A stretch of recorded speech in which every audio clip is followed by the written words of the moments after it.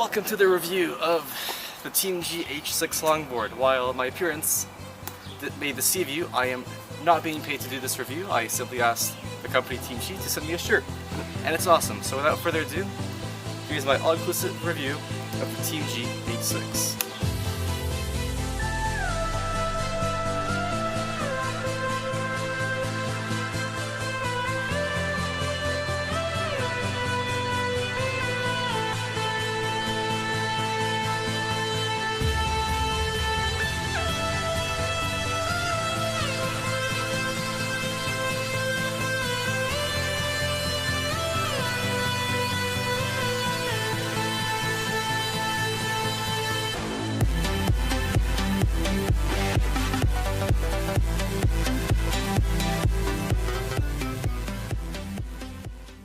So, what to expect? First of all, definitely not the cat. It's a big box, and if you live in the United States, Amazon Prime is your best bet. If you live elsewhere, you'll be waiting 15 to 20 days for your board. I won't go into too much detail for the unboxing, since there's plenty of videos, but here's a little teaser. In the small box, you get a pouch with the remote inside of it, more on that later, your skateboard tool, a rear light that's red, useful, for night riding, as well as the adapter and charger and a USB with the manual. As you can see, the board comes packaged with two foam blocks which are held together very snugly and a wrap of sorts. The next little bit is the board straight out of the box in all its glory with its shiny brand new deck and wheels.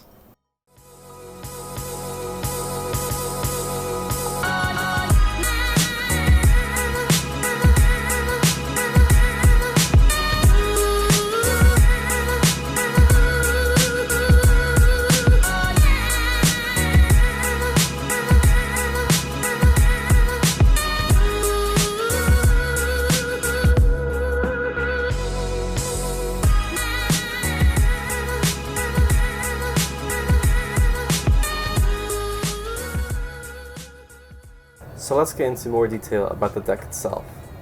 The Teamgee H6 features a pintail styled traditional longboard with an 11-ply maple deck, a 31-inch wheelbase, followed suite by a total length of 37 inches.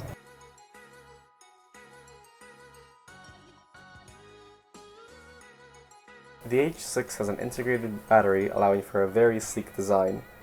However, there is very little to no flex at all. In terms of the charging port, the adapter for it is pretty standard, and at the end there is a very small groove which allows for easier placement into the board. When the board is charging, the indicator lights up red, and when it's finished, it lights up green. If you're curious about the wheel measurements, the front wheels measure at around 81-82 millimeters, and the rear ones at 84-85. This is how the front wheels roll, and this is only after you loosen the bearings a bit, or the nut on the bearing. And the rear hub wheels do not spin quite as long. Next up, the remote. It has a pretty unique design, and the first thing that jumps out at you is the screen. While the screen isn't too visible during broad daylight, it is very nice to have, and here are some of its cool features.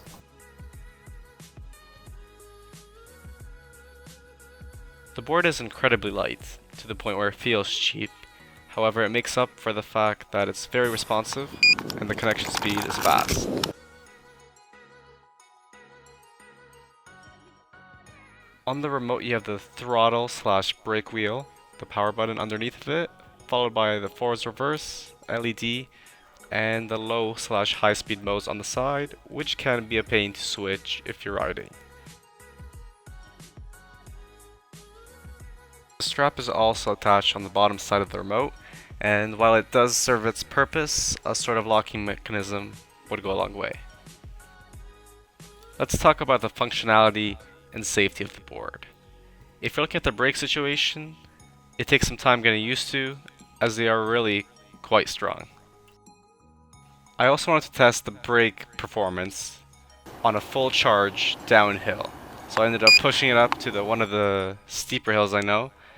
And as you can see, The brakes hold, and as soon as they let go, the board speeds up, so it's safe to say that you can count on the brakes on a full charge.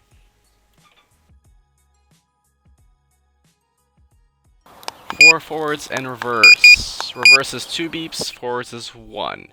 If you're riding and you click the reverse or forwards button, throttle is disabled, and as you can see here, it does not work. However, the brakes still fully work. Once the board is fully stopped, you can go in reverse or the opposite of whatever you're going. Let's talk about disconnection issues. This board doesn't have that, but should your remote disconnect, nothing works, throttle or brakes, so you're gonna have to bail out.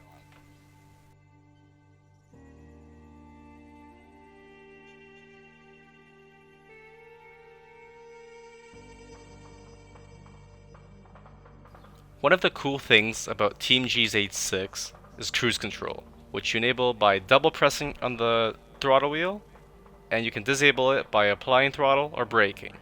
It's important to know that when you're in cruise control in low mode and you switch to high mode, it will immediately go to the max speed in high mode. And now the powertrain. The H6 features dual 350 watt hub motors totaling 700 watts. Low speed mode is advertised to allow for 11 miles per hour, so 17 to 18 kilometers per hour. High speed mode 18.5 miles per hour or 30 kilometers per hour. This is how the max speed at the low speed mode sounds like.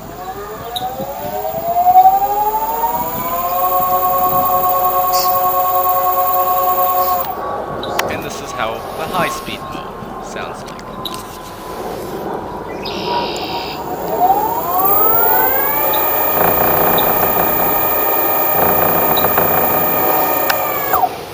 And if you're curious, this is an incremental speed increase.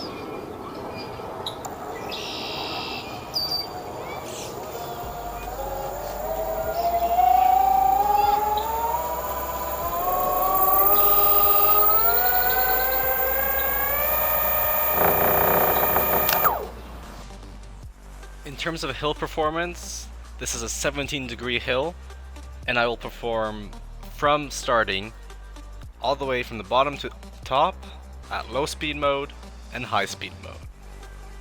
Teamgee advertises a total hill climb of 20 degrees, so I think 17 degrees is respectable for comparison. So I did speed up this clip, however the H6 was able to climb up this hill in low mode all the way to the top, and it only dropped from 16 kilometers per hour to 3. This clip was not sped up, and the results were much better. It climbed a lot faster, and the speed only dropped from 26 kilometers per hour to 10. In terms of general riding experience, this board is amazing. It has smooth acceleration, and in high speed mode it's slightly stronger. The carving ability is also excellent, however I prefer Titan trucks, and so the video mainly captures my riding preferences.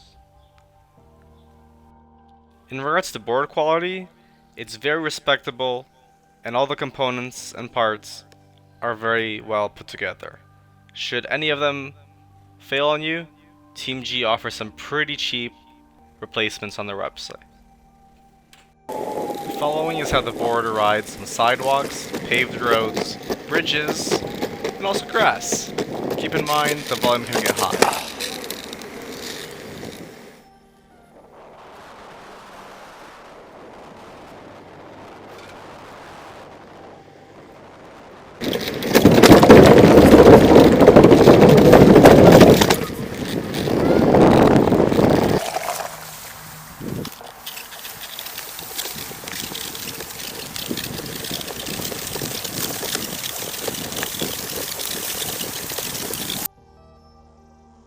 For my range test, I dedicate 2 rides for 2 different types of riding.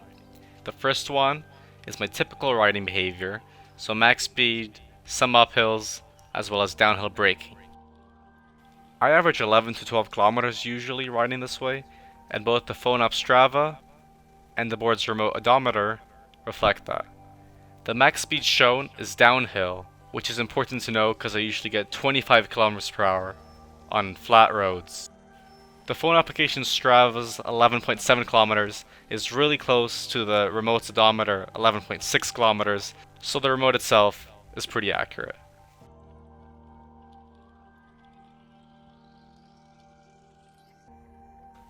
Based on a 73 kilogram rider, or 160 pounds, new wheels, and a smooth surface, the Teamgee H6 is advertised to be able to go up to 10 miles or 16 kilometers.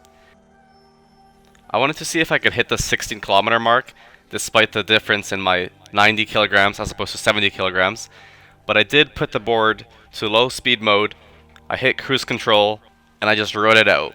Despite all the vibrations, I couldn't feel my feet at the end, but I hit 15.6 kilometers right before I heard the board beeping and decided to make this clip.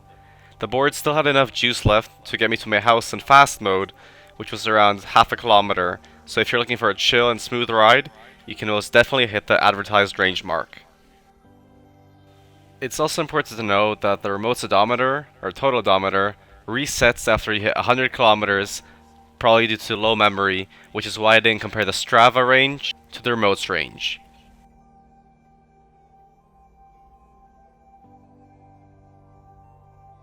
If you want to know how the board sounds like when it's running out of battery, here you go.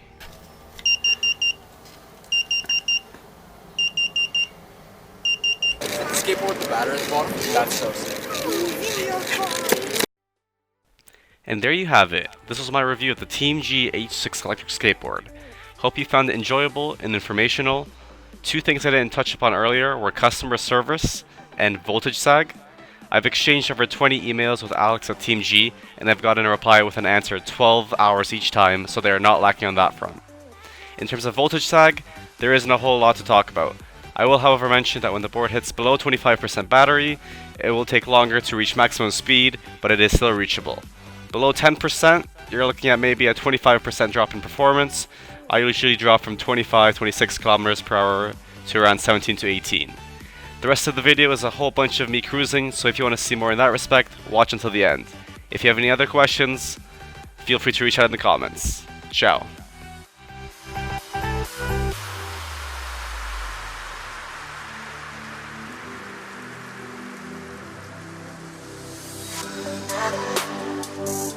That's cool.